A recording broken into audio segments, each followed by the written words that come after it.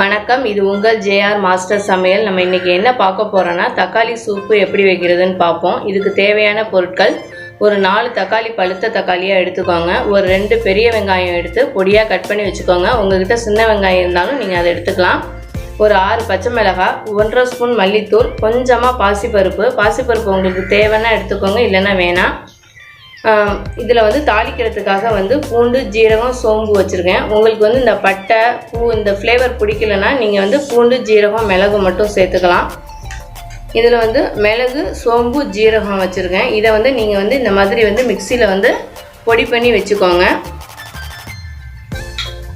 இப்போ தக்காளி சூப்பு வைக்கிறதுக்கு ஒரு குக்கரை எடுத்துக்கோங்க. அதில் நம்ம கட் பண்ணி வச்சுருக்க வெங்காயம், தக்காளி, இந்த பச்சை மிளகாய்,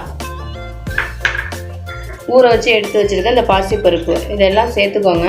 சேர்த்துட்டு இதில் கொஞ்சமாக தண்ணி ஊற்றி குக்கரில் வேக வச்சுருவோம். இது நல்லா கொள்ளையே வேகிற மாதிரி கொஞ்சம் விசில் அதிகமாக விட்டுக்கோங்க. தண்ணி ரொம்ப சேர்க்க வேணாம், பாசிப்பருப்பு இருக்கிறதுனால பொங்கி ஊற்றிடும். அதனால் கொஞ்சமாக லைட்டாக மூழ்கிற அளவுக்கு வச்சுட்டு நல்லா கொள்ளையே வேகிற அளவுக்கு விசில் விட்டுக்கோங்க. இந்த அளவுக்கு தண்ணி விடுங்க போதும். ஒரு 5 விசில் இல்லைனா 6 விசில் விட்டால் கரெக்டாக இருக்கும். இப்போ வாங்க குக்கரை ஓப்பன் பண்ணிடலாம். நல்லா தக்காளி, அந்த பாசிப்பருப்பு எல்லாம் நல்லா வெந்திருக்கு. நல்லா இதை மசிச்சு விட்டுக்கோங்க. உங்கள்கிட்ட மத்து இருந்தால் கூட அதை வச்சு நல்லா மசிச்சுக்கோங்க. எண்ணெய் கொஞ்சம் ஹீட் ஆகட்டும். இந்த பூ, பட்டை, இந்த ஃப்ளேவர் உங்களுக்கு பிடிக்கலன்னா நீங்கள் சேர்த்துக்க வேணாம். இப்போ இதோட நம்ம எடுத்து வச்சுருக்க சோம்பு, ஜீரகத்தை சேர்த்துக்கோங்க.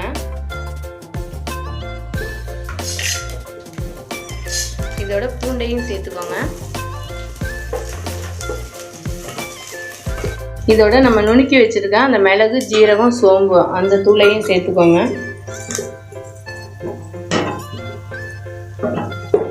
அதோட கொஞ்சமாக மல்லித்தூள் சேர்த்துக்கோங்க. தீயை லோ ஃப்ளேமில் வச்சுக்கோங்க.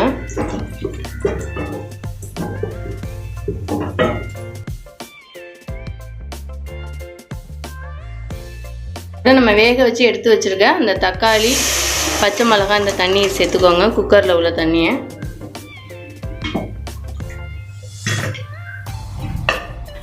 இதோட தேவையான அளவு மஞ்சத்தூள், தேவையான அளவு உப்பு சேர்த்துக்கோங்க. உங்களுக்கு திக்காக வேணும்னா தண்ணி ஆட் பண்ணாதீங்க, இல்லை தண்ணியாக இருக்கணும்னா கொஞ்சம் தண்ணி ஆட் பண்ணிக்கோங்க. இதோட லைட்டாக மல்லித்தலை தூவி விட்டுக்கோங்க. ரொம்ப கொதிக்க வேணாம், லைட்டாக கொதிச்சா போதும்.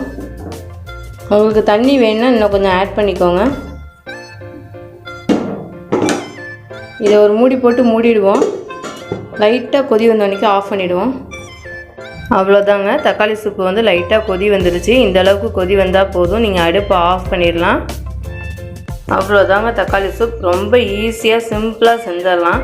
நீங்கள் ஒரு தடவை இந்த ரெசிபியை செஞ்சு பார்த்துட்டு கமெண்ட் பண்ணுங்கள். உங்களுக்கு இந்த வீடியோ பிடிச்சிருந்துச்சுன்னா மறக்காமல் லைக் பண்ணுங்கள், ஷேர் பண்ணுங்கள், சப்ஸ்கிரைப் பண்ணுங்கள் ஃப்ரெண்ட்ஸ். தேங்க்யூ.